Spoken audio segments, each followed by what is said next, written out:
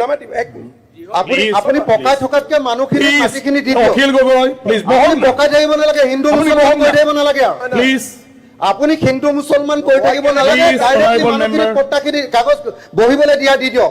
কোনে মাজত সোমাইছে কোনে নমাইছে বাদ দিয়ক। আৰু বৰদুৱাৰ আপুনি যিটো কথা কৈ আছে ৰিপ্লাই দিবলৈ দিয়ক। বৰদুৱাৰ আপোনাৰ চিএমৰ পৰা ওলাইছে যে the project include the 1500 acre Bordowar satellite township at Palasbari. নামটোৱে আপোনাৰ বৰদুৱাৰ satellite township। তাৰপাছত আপুনি কৈ আছে যে বৰদুৱাৰ নহয়, এইটো নামেই অকল বৰদুৱাৰ টাউনশ্বিপ। অখিল গগৈ বৰদুৱাৰ টাউনশ্বিপ নহয়, অকল ট্ৰাইবেল মানুহ তাতে উচ্ছেদ কৰিব পৰা নাই। ক'ব না আৰু কামৰূপ জিলা বেলেগ বেলেগ ঠাইত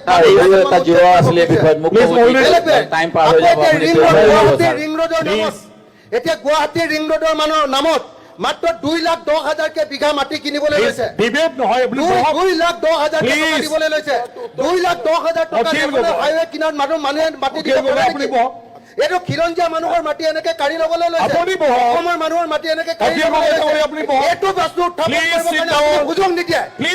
মুছলমান কৰিবলৈ ইয়াত সুযোগ দিয়ে। আপুনি বিষয়টো উত্থাপন কৰিবলৈ সুযোগ নিদিয়ে। আপুনি সুযোগ দিয়ে। আপুনি বহক। Honorable Chief Minister, already আৰু জিৰ' আছে এই বিষয়ে। খালি শব্দটো শেষ কৰ।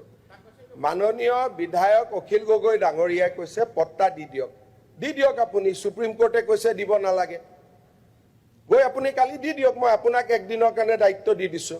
গতিকে আপুনি অনুৰোধ কৰিছো যে মানুহখিনি দুৰ্ভগীয়া, আপুনি সেই মানুহখিনিক সংস্থাপনটো দি দিয়ক। ৰ'ব, সেইটো আকৌ বেলেগ দলত টানি আনি বিষয়টো জটিল কৰি নিদিয়াৰ ব্যৱস্থা কৰিব খুজিছে আপুনি। শুনক, এইটো হ'ব নালাগে। ৰ'ব, মানুহক লৈ আপুনি ইমান পলিটিক্স কৰিব নালাগে। মানুহক লৈতো পলিটিক্স কোনে কৰি আছে দেখা পাইছে। 3.5 লাখ মানুহক পট্টা এইখন চৰকাৰে দিছে। গতিকে আমাক কথা কৈ লাভ নাই। ঠিক আছে, ৰেকৰ্ড চাই ল'ব মানুহক লৈ কোনে ৰাজনীতি কৰিছে আৰু কোনে কৰা নাই। প্ৰথম কথাটো হ'ল যিখিনি আমাৰ পজিটিভ মানুহ, আপোনালোকে কথাটো বুজক, এইবোৰতো আন্দোলনকাৰী মানুহ। যেনেকে নহওক তেওঁলোকক জাগা এটা লাগে আন্দোলন কৰা, মোক লাগে সমাধানৰ। তেওঁলোকক মই মাতি আনিলো মোৰ অফিচৰ তলত। 2 ঘণ্টা সময় আমি আলোচনা কৰিলো, 2 hours আলোচনা কৰি মই তেওঁলোকক ক'লো যে 15 দিন পিছত আপোনালোকে লিষ্টখন লৈ আহক, কোনখিনি মানুহ কোন চনত আহা, আৰু প্ৰমাণ হ'ব ভোটাৰ লিষ্টখন, প্ৰমাণ হ'ব আধাৰ কাৰ্ড যি আছে। তেওঁলোকে ক'লে ছাৰ আমি কৰি লৈ আহিম। মানুহৰটো থ্ৰু দিয়েতো আনিব লাগিব না। ৰ'ব, আপোনাক মই কৈ আছো।